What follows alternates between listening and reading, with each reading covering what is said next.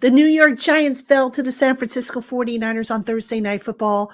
What can we take away from the loss? We're going to break that down for you coming up next on the Locked On Giants podcast. You are Locked On Giants, your daily New York Giants podcast. Part of the Locked On Podcast Network, your team every day.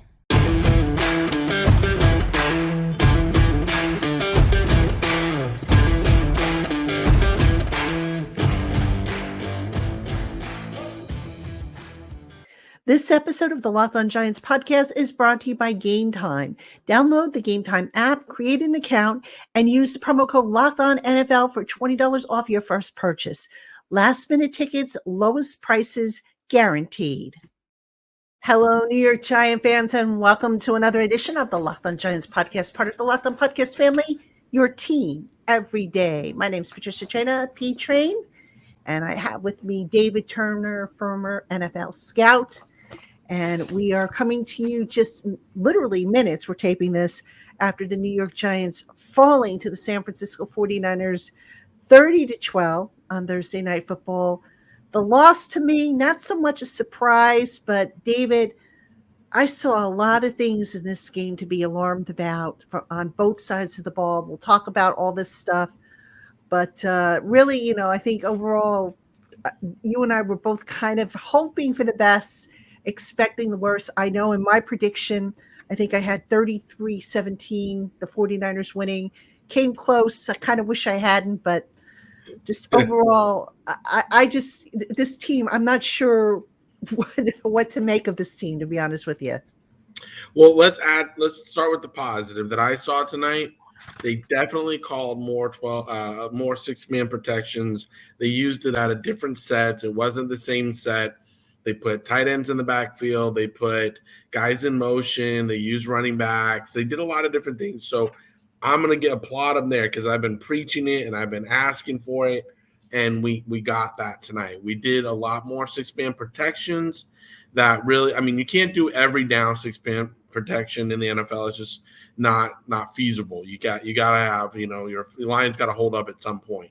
But tonight I saw a lot more 6-man protection, which I was very encouraged by, and the use of it in the creative way, like I said, with lining people up different ways, motioning people, keeping people in. You did feel at times Daniel had a pocket to step into and to do some things with. Whereas last week against Arizona and week 1 against, Dallas, we didn't feel that way at all. So, for me, there were positives there. And I'll even give him credit. Let's just talk about 75 out on the edge. Azudu, him and Neal, they held out fairly well against a very talented edge rushing team. So, again, did we expect them to hold up all night? No. Did they hold up all night? No. But they did a really nice job tonight.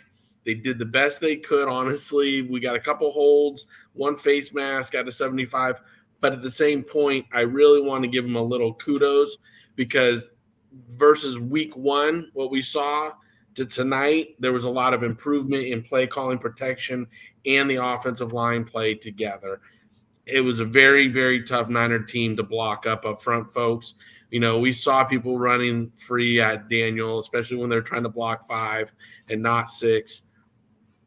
But again, if you really watch the intricacies of it, there was improvement there. So I wanted to start there. Yeah, and to your point, only 2 sacks allowed, only 6 quarterback hits. But, let me ask you something, David. The Giants offense not able to get a whole lot going. I believe they finished with, I want to say 100. Let me just double check my numbers here. 150 yards. How much of that do you think they were hampered by the fact that they did some extra max protection there? Or was it just, how the 49ers were playing them, the approach? What do you think was behind the fact that this team just could not get anything going on offense? I still don't think Daniel's comfortable with the play calling because there was a couple where I was watching the angle they were getting behind the quarterback and showing downfield, and he missed a couple wide open throws that he could have taken.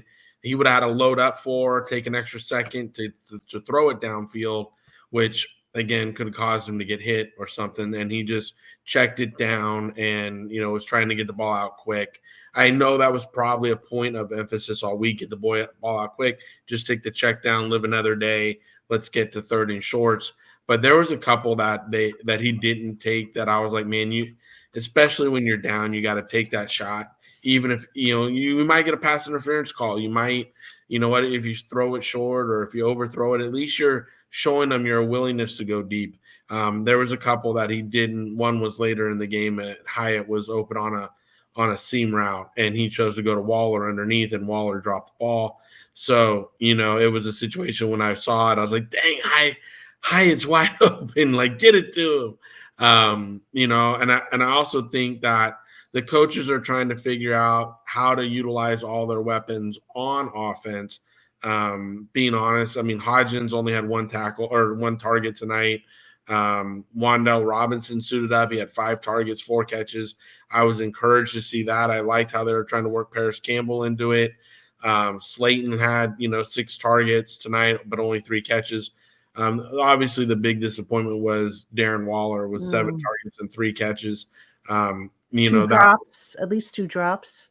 Oh, yeah, absolutely. Like, it was like Kadarius Toney sent him his gloves or something from the other night and said, I texted that to one of my friends who's a Chiefs fan, and he was laughing. He was like, oh, my God, I'm dying.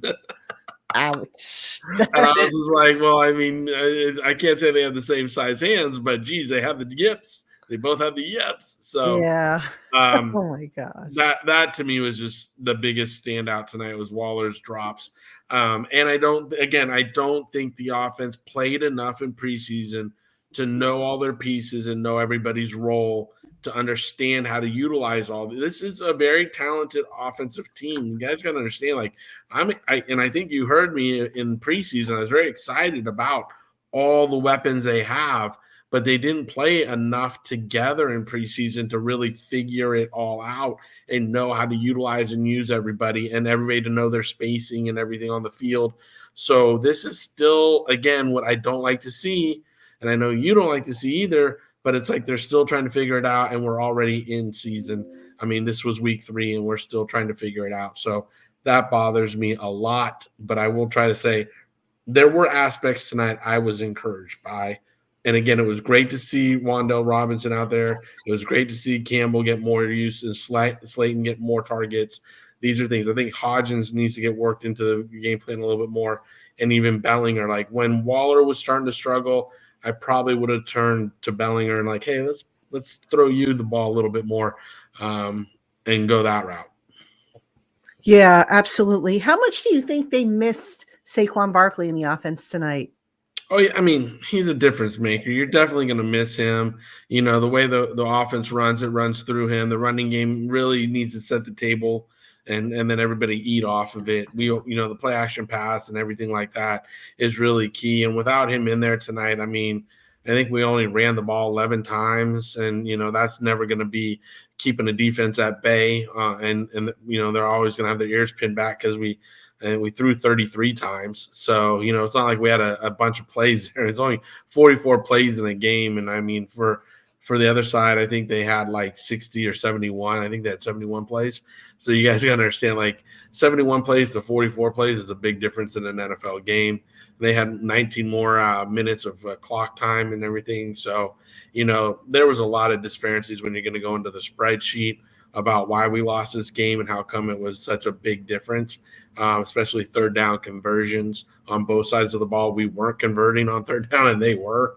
So that was huge right there. But without Saquon, again, I don't like how they're trying to use him in the pass game more. That he's not McCaffrey. Like, he's just not that style of back. Let him run the ball, catch a few screens, but rotate in Breida to catch some stuff outside. Breida does a great job with that. We saw Brightwell do a good job tonight when he got called on. Like, he had some really nice runs and great catch out of the backfield. 2 great catches, I think, out of the backfield tonight. So, for me, you got weapons. It gives you a time to rest Saquon during the game in those situations. So I would say, again, coaches just need to figure out everybody's role, rotation, and work towards a better cohesiveness going forward with the offense. Yeah, absolutely. All right, coming up next, we're going to talk about the defensive side of the ball. Kind of some mixed results there. It's a lot of good, a lot of bad. We'll talk about that right after this. Hey, Giant fans, if you want to secure tickets to your favorite concert shows and sporting events without the stress, then you need to check out Game Time, the fastest and easiest way to buy tickets right up until the day of the event. With amazing deals on last minute tickets and their best price guarantee, you can stop stressing over the tickets and start getting hyped for the fun that you're going to have. With Game Time, you not only get the lowest prices, you also get a clear image of your sightline in the venue. And they also include event cancellation. And if you happen to find tickets in the same section and row for less, Game Time will credit you 110% of the difference. So go ahead and snag the tickets without the stress with Game Time. Download the Game Time app, create an account, and use the promo code LOCKEDONNFL for $20 off your first purchase. Last minute tickets, lowest prices, guaranteed. Terms apply. And again, that promo code is LOCKEDONNFL for $20 off your first purchase. Hey, Giant fans. So between my work here on the Locked On Giants podcast and on Giants Country and being on site in East Rutherford to bring you all the latest and greatest Giants coverage, I just don't have time during the week to get to the grocery store to make sure that my fridge is filled. Luckily, I don't have to, thanks to DoorDash. With DoorDash, I get everything I want when I need it delivered straight to my door. For years, I've trusted DoorDash to also deliver freshly made meals from my favorite restaurants, and they've never let me down. And now that they've added grocery delivery to their offering, it's made my life so much easier, and I'm sure it'll make your life easier as well. DoorDash has thousands of grocery stores to choose from, so you'll find one in your neighborhood that's right for you. And you'll get what you ordered, or they will make it right. And you can save on all your grocery and restaurant favorites with a no delivery fee on eligible orders with a Dash Pass membership. Now, for a limited time, you can also get 50% off your first DoorDash order, up to $20 off, when you use the promo code LOCKEDONNFL at checkout. That's 50% off, up to $20. No minimum subtotal and zero delivery fees on your first order when you download the DoorDash app and enter the promo code LOCKEDONNFL. Terms apply. All right, everybody, welcome back to the Locked On Giants podcast. You got me, Patricia Traina, P-Train, with former NFL scout David Turner, and we're breaking down the New York Giants breakdown, 30-12 to the San Francisco 49ers. Again, we kind of figured it might be a loss. We were hoping that maybe the Giants would pull off an upset, and they just couldn't get it done. And David, let's talk about the defensive side of the ball. The tackling was atrocious. They got some pressure early on, and then that seemed to go away. I still don't know what the heck Xavier McKinney was doing out there. What is going on with this defense? What is the biggest issue, do you think, right now? The biggest issue right now is playmakers aren't making plays. I mean, let's give some kudos to start, like we did with the offensive line. I mean, we're seeing a heck of an MVP season right now, in my opinion, out of Pinnock. Pinnock is really – he's doing everything for this Giants defense. He's blitzing, he's covering, he's coming off the edge. He's doing a lot for this team. So I'm really enjoying the play of Pinnock. And McFadden, I mean, how awesome was it to see McFadden come downhill, cover McCaffrey out of the backfield, make open field tackles. I mean, I didn't see that in preseason, and now all of a sudden here, last game he did a great job, and now he's doing another great job tonight. So I'm so excited about McFadden and Pinnock right now. Like, those two for me are saving the defense from being just garbage.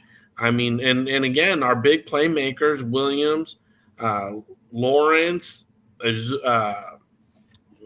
Thibodeau, like, they're not showing up. That front that's supposed to be so tough, so menacing and fierce, they're not imposing their will on any of the first three offenses.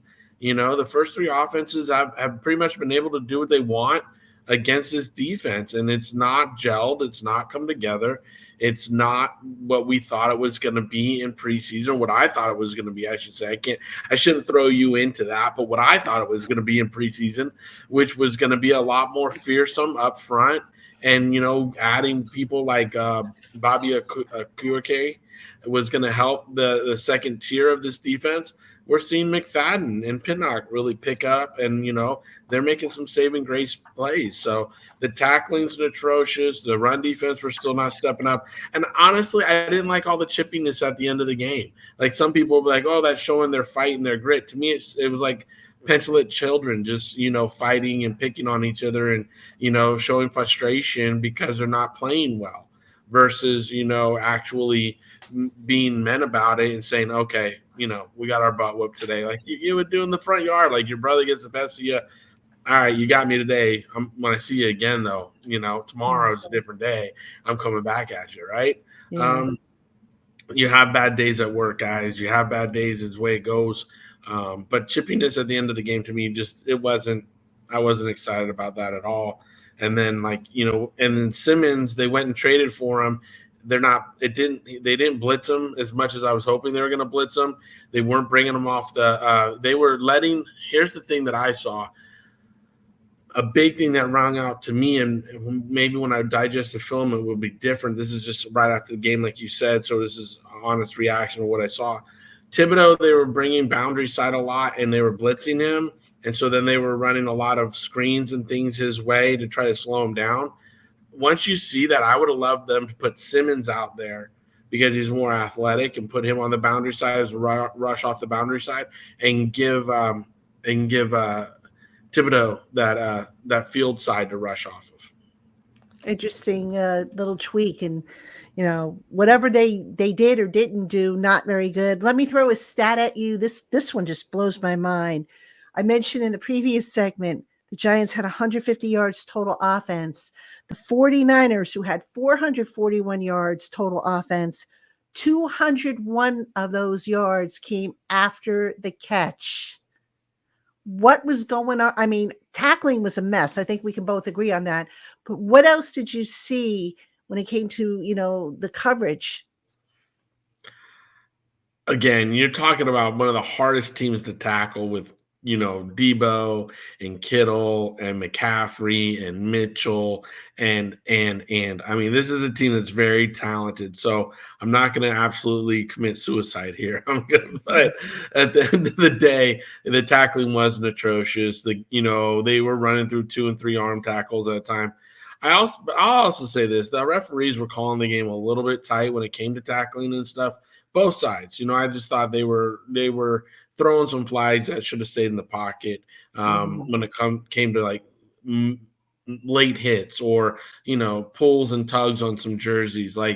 It's like, come on, you got to let them play. And sometimes a hand slips down and it catches a guy's t-shirt. It's not really impacting his ability to run the route, but the guy's t-shirt's outside of his pants, which is a uniform violation for this reason. All that stuff's supposed to be tucked in, and they're being really loose on the uniform violations. And I know that sounds like I'm nitpicking here, but being honest, you get that t-shirt pull a lot of times because you got a sticky glove on and your hand just came down and it pulled it, and boom, now you got a pass interference call. That's why receivers love to wear their shirts outside the jersey like that versus them being tucked in like they're supposed to, and it keeps those calls from happening. So, it's really in favor of the offense when that stuff happens. And it's both ways, guys and gals. It's not just one way. The uniform violation things really bother me because I was in the league for so long, and that kind of stuff just drives me nuts. It's nitpicky, but it's true. The tackling needs to get better. The coverages, again, we have a few injuries. I think at halftime we lost one of our DBs and they didn't come back. Thanks. So that being said, I mean, obviously Winks had to make adjustments there. I thought he switched up the zone in the red zone a little bit better this week because we've been playing so much man down there, and you can see man beaters in routes and stuff, especially early in the game. But later in the game, I think we mixed it up a little bit better, and that's what got them off the field with some field goals versus some touchdowns later in the game for sure. Again, on defense, we got 10 days or whatever till the next game. We really need to just kind of find our attitude, our swagger. Our front's got to take it over and just say, hey, listen, it doesn't matter what the back end does because quarterback's going to be on the back. When your quarterback's on the back, then it doesn't matter because he can't throw the ball. Until they have that kind of attitude, we have that kind of talent out front. Pardon me. We have that kind of talent up front. But until we have that kind of attitude to deliver, it's just going to be a problem. But how much can Wink do to kind of help them find that attitude? Because whatever they're doing now, it's not working. And it's a combination of things. I get it. It's also, you got to give credit to the other team for what they're doing to neutralize them. But what are some of the things you think Wink can do to maybe help them find their mojo again? I've been around a lot of guys, from Warren Sapp to Jason Taylor. I was at the Giants when we had OC and Strahan and all those guys. Like, we had that Tuck, then I was at the Raiders with Warren Sapp and, just great defensive linemen. And it's either you have it or you don't. Warren Sapp used to say, they don't pay me to play the games. They pay me to practice and lift weights. Because if they got to pay me to play the games, I'm in the wrong business. So when you say, what can you do to help? It's like, you don't need help to play the game. Like Randy Moss, none of the greats that I've ever been around, Zach Thomas, none of them needed help to play the game. They love playing the game. They love Sundays. And they love lining up on the field and playing with each other and going for it. Mike Barrow is one of the most passionate players that have ever been around. The Hammer, Keith Hamilton. I mean, they just didn't need someone to get them up. I mean, they were players. They wanted to play the game, and they had pride in that line. They had pride in what they did at work, So it was like they drew the line in the sand. No coach had to tell them what to do. They had to tell them scheme. But they didn't have to tell them get up for the game and, draw a line in the sand, say you're not crossing this line. Like, none of them did. That level, those guys, they love to play. Let's go. And again, we have those players. They just have to turn that switch on like they did later in the year last year. They really did. They drew that line and they said, I'm going to take the game over. And there were games our defensive line really were unstoppable. I mean, look at Lawrence this season. He had a career season. He got paid, and now he needs to, earn his paycheck each week. Williams has to earn his paycheck every week. Thibodeau, I mean, I'm sorry, kid. I mean, this is your second season. You need to string it together and get it going. Like, let's go. The learning curve's done. Like, it's game 3 of a 17-game season. We got 14 games to go. We're 1-2. The defense needs to pick it up, and it's all about pride, and it's all about want to. Yeah, definitely. All right, coming up next, where do the Giants go from here? 11 days until their next game. We'll talk about where they go, what they can do, what they can't do, and we'll see if we can't find a silver lining in what's been a very disappointing 1-2 start for this Giants team. That's coming up right after this. Hey, Giant fans, if you're looking for a fun and different way to play fantasy football this season, you need to check out Prize Picks. Just pick 2 or more players, predict their stats, and sit back and see how they perform. It takes less than 60 seconds to make an entry, and best of all, you can turn a few bucks into some nice cash with the right projections. Prize Picks is the #1 daily fantasy sports app known for its quick withdrawals, easy gameplay, and wide selection of players and stat types. And they offer weekly promotions that can lead to big payouts like Taco Tuesday, when each Tuesday, Prize Picks discounts select player projections up to 25% to provide even more value. So what are you waiting for? Go to prizepicks.com/LockedOnNFL and use the promo code LockedOnNFL for a first deposit match up to $100. That's prizepicks.com/LockedOnNFL, and that promo code is LockedOnNFL for your first deposit match up to $100. Prize Picks, daily fantasy sports made easy.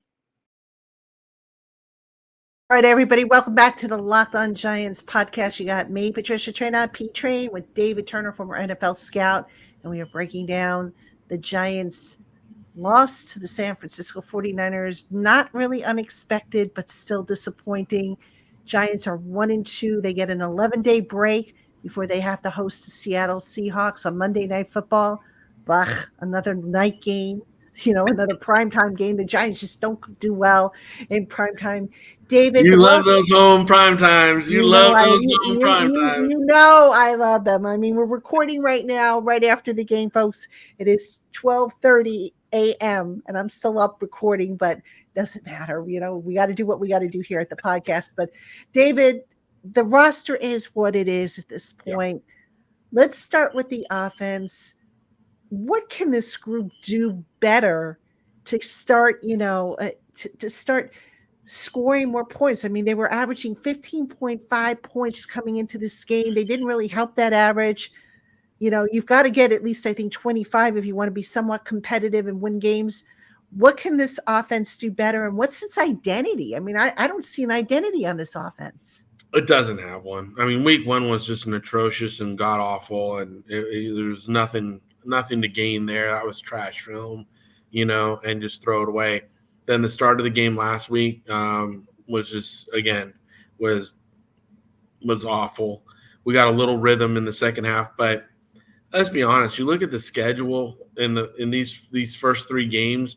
Being 1-2 is kind of where we thought, or at least I thought they might be. They might have snuck out that first game, is what I was thinking. They might have, surprised Dallas, but with the rain and everything that was happening that night there, and then just how bad that offensive line looked, and hardly any six-man protection to help Daniel out, it just went downhill from there. This game was never a game I circled that we were going to win. I thought this was going to always be one. It was tough to come out to Arizona, stay out here, and then play a Thursday night game right off the bat with one of the premier teams in the league. That's just hard.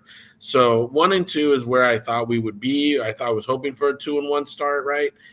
But this is where we should be. Honestly, the kind of team we are right now, and the way we played so far, this is where we should be. If they want to do better, the offense has to run the football, and they have to figure out how to use their combination of receivers with Wandell, Campbell, Slayton, Hodgins, Waller. I mean, they got so much over there now. To me, it's a little too much. It's going to be great if there's injuries, obviously, because you got depth there now. It's awesome. But to feed all those beasts all the balls that they need to get them in and out and do different packages with them, it's going to take time and to figure out. And Daniel Jones has to be comfortable with them. You haven't seen Daniel go to one receiver yet. Like last year, I really felt like the offense started to gel when Hodgins came in, and then they started going to him a little bit more, right? And then, when Bellinger came back from the eye, that helped a little bit. So I thought we got a little bit more rhythm going there. But now I think Hodgins is one of his comfort zone guys, and we're not trying to target Hodgins hardly at all. So that's something you got to go back and think about. It might not be your most explosive player, but it's the one that your quarterback's most comfortable with. So you might need to run a few more plays, especially early in the game, to just get the quarterback in a rhythm with that player, and then start branching out from there. Even though you want to go through Waller, even though you want to go through, Campbell, that's the guy that I felt last year when he came in. Daniel started really liking him and working with him. So I would try to call more plays. I would say Hodgins needs at least 5 to 6 targets a game right away right now, and then start working the other guys in off of that. But the way this offense has got to be is run. You got to run the ball. You got to impose your will on the other team. Like you said, the Niners had, I want to say they had 310 yards. No, how much? They had 141 yards rushing tonight. I mean, you see the good teams run the football, and they come out of a game with over 100 yards rushing, not with 29 yards rushing. Okay, so if you want to be one of the elite teams in the league, I know it's sexy to throw the ball all over the yard. It gets all sorts of fantasy points. But if you run the football, you're going to be there in playoff time. And if we don't run the football, we're not going to be there in play time. Do you think, and this is going to sound crazy, I know, but I've got to ask it. Do you think the Giants just have so many options that they're trying to feed too many mouths, so to speak, and they're not concentrating on a specific area? what they have is enough to like compare it to Kansas City, okay, where Patrick Mahomes will come out of a first half throwing to 7 different receivers, and each receiver has like 2 or 3 targets, and everybody's happy, right? So it's the way it is, and that's what I think they're trying to do. But see, Kansas City doesn't have a Saquon Barkley, and Saquon is a different beast, and so for me, I would want my running back to come out of the first half with at least 12 touches running the ball, and one of the other running backs or two of the other running backs with another 5, so like 17 rushes in the first half. And then if we have another 10 plays, divide those 5, those attempts to, different players, and obviously running different formations and everything. But for me in the first half, if we're not running the ball somewhere around that 17 mark, and we're throwing the ball more than that, like if it's flip-flopped, we're really not imposing our will on any kind of defense. We're not tuckering them out. We're not tiring them out. And we're playing into their hands, which is pass rushing us. And that's what our offensive line is struggling at. So, again, I would give the boys up front a little bit of a more run game. And, yes, I do feel we have a lot of weapons, and they're still trying to figure them out, like you're saying. That being said, they didn't play enough together in preseason. So that's why they're still figuring it out, and it's week 3. And Daniel's not comfortable with everything because not all the pieces were out there together at any one time in preseason. Even when we had that one drive in preseason football, Wan'Dale Robinson was on the bench. So, for me, it's a situation where, again, they have to play more together. Daniel might have to call some after practice, huddles and just, use the receivers and walk through a play card that maybe they didn't go through in practice, that they need to stay after and do another 10 or 12 plays after practice, just so if they get called in the game, they're familiar, they've run through them again, whatever it takes. But for me, our identity on offense really needs to start with that run game and play action pass game. Yeah, it seemed like the coaching staff was so concerned about keeping everybody healthy in the summertime, and they did a good job of it. But then you get into the regular season, and not only does the team look out of sorts, but excuse me, you have injuries popping up. So, if that's what they were trying to do at the expense of, building cohesiveness on that offensive side of the ball, I'm sorry. I mean, I know a couple of years ago, I was all over Joe Judge for doing that. And I disagree with what Dable was trying to do. I get what he was trying to do, but I'm sorry. It just right now, nobody's playing really up to the level they should be on the offensive side of the ball. David, let's talk about the defensive side of the ball. I don't think the defense yet has an identity. What do they need to do better? And can they fix the problems that they have right now? Is it a scheme tweak? Is it fundamentals? What do you see there that they can do better? I would twist a little bit more up front. That's just me. But I know Wink's not a huge twist guy from being with him. I enjoy a good twist game up front, especially when you have Simmons and Thibodeau that can get inside on guards and probably create a little mismatch. And with their quickness and physicality up front, they can do some stuff there. Williams and Lawrence can tie up more blockers and free the blitzing linebackers and different things. But that's really not Wink's thing. So if he does it, he does it. But again, he's more let guys go win their one-on-one matchups and blitz downhill in different ways and overload a side and bring in the backside and different stuff. He's more of a flash and deceive type play caller, which has been very successful for him for many years. I'm just a guy who likes the twist. I like the games up front, and that's the way I like the defense. For me, as far as like the back end goes, that's just playing together. You got to play together to know where they're going to be, to trust everybody on their angles. I thought we saw some good physicality out of our safeties tonight. I thought there was one call that was just atrocious, and that went against us. And again, Dabo lost his head, and I was happy that he did, because it was a bad call on the ref's part. and it was just too much hankies on the field for me at all tonight. But that being said, as far as the defense goes, I have to go back to my earlier statement where it is they have to want to get together. Like Ray Lewis used to host every, was it Thursday night football night? They would go over his house, and before the game kicked off, they would watch film together away from the complex, and they would sit there and watch, the games and stuff together. Zach Thomas used to do something very similar with Sam Madison and those guys down in Miami. I remember them talking about it. One of our caterers that we had at the facility always catered it for Zach because he wasn't cooking for him, but it was a situation where, again, these guys have to become like brothers.